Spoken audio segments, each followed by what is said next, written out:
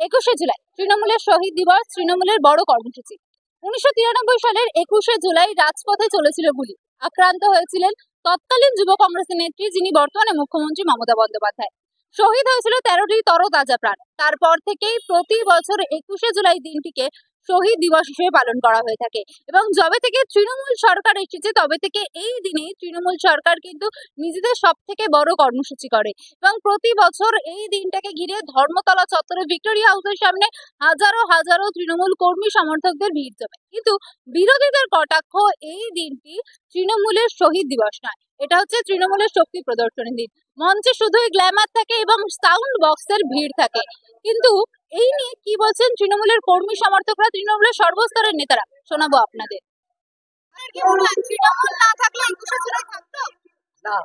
না, থাকতো না। 21শে জুলাই না থাকলে কি হতো?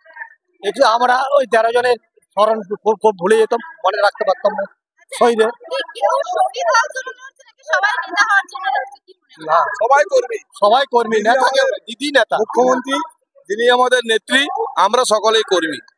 শহীদ দিবসকে কেন্দ্র করে এত মানুষের আবেগ, এত কি বলবে? কি বলবো, দিদি 21 জুলাই শহীদ দিবস আছে।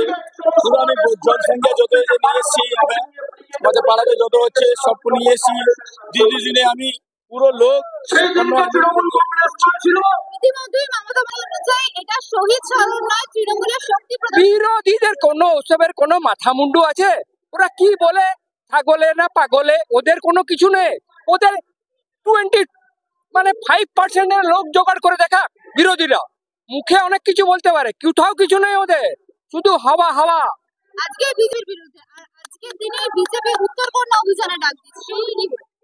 উত্তরকন্যার যে ডাক দিয়েছে পরিষ্কার, আপনারা জেনে রাখুন। আপনাদের মাধ্যমে আমরা বার্তা পৌঁছে দিতে চাই, বিধানসভার 294টা আসন, তার মধ্যে আমরা 230টা আসন পাবই পাবো। পশ্চিমবাংলার মা মানুষের মাটির যে আশীর্বাদ, 79টা জনমুখী উন্নয়নমূলক প্রকল্পের মাধ্যমে মমতাময়ী যে মা, আমাদের সকলের যিনি মা আছেন, তিনি এখন বক্তব্য রাখছেন আমাদের ডান পাশেই, আপনারা শুনতে পাচ্ছেন। সুতরাং পশ্চিমবাংলার মাটি অত্যন্ত দুর্জয় মাটি, পশ্চিমবাংলার মাটি অনেক উর্বর মাটি, এই মাটিতে বিজেপির কোনো স্থান নেই। 21শে মঞ্চে রয়েছে দলনেত্রী, কিছুক্ষণ আগে অভিষেক ব্যানার্জি হুঙ্কার দিয়েছেন যে हमसे जो टकराएगा चूर चूर हो जाए। কি বলবেন? ঠিকই তো বলেছেন। যেভাবে আমাদের বাংলার এবং বাঙালিদের উপর অত্যাচার চলছে, যেভাবে বাংলা এবং বাঙালিকে অসম্মান করা হচ্ছে, তাতে এই চ্যালেঞ্জ আমাদের সবাইকে নিতে হবে। অতএব আমাদের নেত্রী, আমাদের সেনাপতি যে ডাক দিয়েছে, এটা একদম সঠিক। বাংলা কখনো দমিয়ে রাখা, বাংলাকে রাখা যায় না। বাংলা সবসময় প্রতিবাদী, বাংলা সবসময় অন্যায়ের বিরুদ্ধে নেতৃত্ব দেয়, আপোষহীন সংগ্রাম করে। অতএব এটা বাঙালিদের স্বভাবজাত। সেই অস্মিতাটাকেই ওনারা জাগিয়ে দিতে চাইছেন এবং আমরা সবাই ওনাদের পক্ষে মত দিচ্ছি। আচ্ছা, আজকে তিনি 26শে নির্বাচনের আগে বারংবারই দেখা যাচ্ছে প্রধানমন্ত্রীকে রঙে আসছে, তো সেখানে দাঁড়িয়ে 26শে নির্বাচন কতটা কঠিন বলে মনে হয়? কোনো কঠিনই নয়। প্রধানমন্ত্রী তো এর আগেও নির্বাচন যখন আসে তখন আসে, উনি বাংলার ন্যায্য পাওনাটা দিয়ে দিন। বাংলার যে আবাস যোজনার টাকা, সড়ক যোজনার টাকা এবং 100 দিনের কাজের টাকা, যেটা ন্যায্য টাকা, দয়া বলছি না, ন্যায্য টাকা, সেটা দিয়ে দিন। তবেই তো বুঝবো উনি প্রধানমন্ত্রী। প্রধানমন্ত্রী তো কোনো দলের হয় না, প্রধানমন্ত্রী দেশের হয়। উনি দেখিয়ে দিচ্ছেন উনি দলের প্রধানমন্ত্রী। মমতা বন্দ্যোপাধ্যায় মঞ্চ থেকে হুঙ্কার দিলেন বিরোধীরা জব্দ হবেন, স্তব্ধ হবেন, কি বলবেন? 100 বার এটাকে আমরা সমর্থন করি, কারণ বিরোধীরা যে কথা বলেন, মানে বিচ্ছিন্নতাবাদের কথা বলেন, এটা বাংলা তথা ভারতবর্ষের মানুষ কখনোই মেনে নেবে না। কারণ ভারতবর্ষের অন্তর্নিহিত অর্থ হলো বৈচিত্র্যের মধ্যে ঐক্যতা এবং নানা ভাষা, নানা মত, নানা পরিধান, বিবিধের মাঝে দেখো মিলন মহান। এই আদর্শ আমাদের ভারতবর্ষ এবং বাংলার মানুষেরা। মুখ্যমন্ত্রী মঞ্চ থেকে নিজেদের ভাষাকে রক্ষা করার শপথ দিলেন, সেই নিয়ে কি বলবেন? অবশ্যই, মানে বাংলা ভাষা, যে ভাষায় রবীন্দ্রনাথ ঠাকুর নোবেল প্রাইজ পেয়েছেন এবং যে ভাষায় কাজী নজরুল থেকে শুরু করে বঙ্কিমচন্দ্র চট্টোপাধ্যায়, শরৎচন্দ্ররা লিখেছেন, যে ভাষায় আমরা কথা বলি, এবং একটি স্বাধীন রাষ্ট্র আমাদের দেশের, সেই রাষ্ট্রের প্রত্যেকটা 15টা যে রাষ্ট্রীয় ভাষা আছে, সব ভাষাতে স্বাধীনভাবে সেই রাজ্যের কার্যকলাপ করা হয়।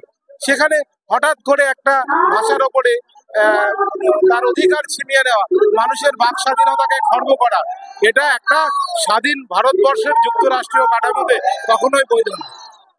শহীদ হওয়ার জন্য লড়ছে নাকি সবাই নেতা হওয়ার দৌড়েই লড়ছে? না না না না, এই কথাটা আপনি যদি নেতা হওয়ার জন্য লড়তো তাহলে হাজার হাজার লক্ষ লক্ষ কর্মী আজকে ভিড় করতো না।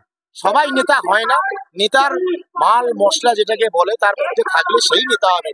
নেতা এমনি এমনি কেউ তৈরি হয় না, অনেক ত্যাগ তিতিক্ষার মধ্যে দিয়ে নেতা তৈরি হয়। নেতা হওয়া অত সোজা নয়। আচ্ছা, বাম আমলে কংগ্রেসের থেকে লড়ে যারা শহীদ হয়েছিলেন বাম আমলে, সেটা বেশি ভয়ঙ্কর ছিল নাকি এখন যে চাকরি নিয়ে দুর্নীতি চলছে সেটা বেশি ভয়ঙ্কর? দেখুন, দুর্নীতি যারা করেছে আমাদের দল কিন্তু আগে থেকেই বলেছে যে যারা দুর্নীতির সঙ্গে জড়িত তাদের যেটা আইনানুগ যা হবার সেটা হবে। তার জন্য আমাদের দল কিন্তু পিছুপা নয়। আমাদের মুখ্যমন্ত্রী, মাননীয় মুখ্যমন্ত্রী, আমাদের সর্বভারতীয় সম্পাদক অভিষেক বন্দ্যোপাধ্যায় থেকে আমাদের যত বড় নেতা আছে, সুব্রত বক্সী, সবাই বলেছে আইন আইনের পথে চলবে। আর দুর্নীতি এটা একটা প্রোপাগান্ডা হচ্ছে, এখনো পর্যন্ত কোনো প্রমাণিত হয়নি যে এটা দুর্নীতি হয়েছে। কিছু ব্লেম হয়তো লাগিয়েছে বিরোধীরা, তারা গেছে পুনরায় কিন্তু তারা ক্লিন চিট পেয়ে চলে এসছে। এর আগে আপনারা বহুবার দেখেছেন। তা তৃণমূলের নামে এটা একটা প্রোপাগান্ডা চলছে। বিরোধীরা এটে উঠতে পারছে না আমাদের সঙ্গে, ভোটে পারছে না, সমস্ত বিরোধীরা এক হয়ে একটা কালিমালে করার চেষ্টা চলছে। আচ্ছা, আজকের দিন থেকে 21শে জুলাই তৃণমূলের সাউন্ড বক্স বেশি বাজে, কি বলবেন? সাউন্ড বক্স বেশি বাজে না, ওদের মাথাটা খারাপ হয়ে গেছে। পাগলা আর ওদের যাবে 26-এ এসে দাঁড়াবে। আর আমাদের কথা যদি বলে, আপামর জনগণ দলমত নির্বিশেষে 2025-এর 21শে জুলাইতে এখানে পদার্পণ করেছে। বাংলার মানুষ বিভেদ রাজনীতি ভালোবাসে না, বাংলার মানুষ উন্নয়নের যায়। ভারতবর্ষের একমাত্র নেত্রী মমতা ব্যানার্জি, যে নাকি দলমত নির্বিশেষে সকল দল, প্রত্যেকটা ওয়ার্ড কাউন্সিলর, পঞ্চায়েত বলুন, যারাই বলুন, সিপিএম এর জমানায় ছিল ওদের দল না করলে কোনো পরিষেবা পেত না। আমি হাবড়া পৌরসভার চেয়ারম্যান কাউন্সিল, পরিষদীয় দলনেতা, আমি দায়িত্ব নিয়ে বলছি, আমরা এখানে দল দেখি না উন্নয়নের জায়গায়। হাউস ফর অল বাড়ি বলুন, খাদ্য সাথী বলুন, স্বাস্থ্য সাথী বলুন, সবুজ সাথী বলুন, লক্ষ্মীর ভাণ্ডার বলুন, আপনার ছাত্রদের যেটা পরিষেবা দেওয়া হয় সেই জায়গায় বলুন, সর্বত্র 68টা পরিষেবার মধ্যে প্রত্যেকটা পরিষেবা পাচ্ছে। আপনারা বলুন, আপনাদের কাছে আমাদের একটা অনুরোধ, তৃণমূল কংগ্রেসের একজন কর্মী হিসাবে আপনারা একটু দেখিয়ে বলুন তো, ভারতবর্ষের বুকে, বিশেষ করে পশ্চিমবঙ্গে, মমতা ব্যানার্জির দল ছাড়া আর কোন দলটা আজকে মানুষকে পরিষেবা দিচ্ছে? দেখাতে পারবেন না আপনারা। সেখানে দাঁড়িয়ে আপনারা যেমনটা দেখলেন, প্রতি বছরের মতোই কিন্তু এবারও 21শে জুলাইয়ের মঞ্চ থেকে মুখ্যমন্ত্রী মমতা বন্দ্যোপাধ্যায় খেলা হবে ডাক দিলেন। পাশাপাশি তিনি বললেন যে তৃণমূলের গর্জন এবং বিজেপি এবং বাম, পাশাপাশি বাকি বিরোধী দলগুলো কিন্তু বিসর্জন হয়। পাশাপাশি তিনি যারা পরিযায়ী শ্রমিক রয়েছেন তাদেরকেও এই রাজ্যে ফিরে এসে কাজের সন্ধান দিলেন, কাজের করার কথা বললেন এবং যে বাংলা ভাষা নিয়ে হেনস্থা করা হচ্ছে তার জন্য 27 তারিখের পর থেকে আগামী যে প্রতি শনি রবিবার সেই দিনগুলিতে প্রতিবাদের ডাক দিলেন। এরকমই আরো নিউজের জন্য চোখ রাখুন সময় 365 পর্দায়। ক্যামেরায় চয়নজিৎ পান্নার সাথে ঈশা ভক্তের রিপোর্ট, সময় 365 কলকাতা।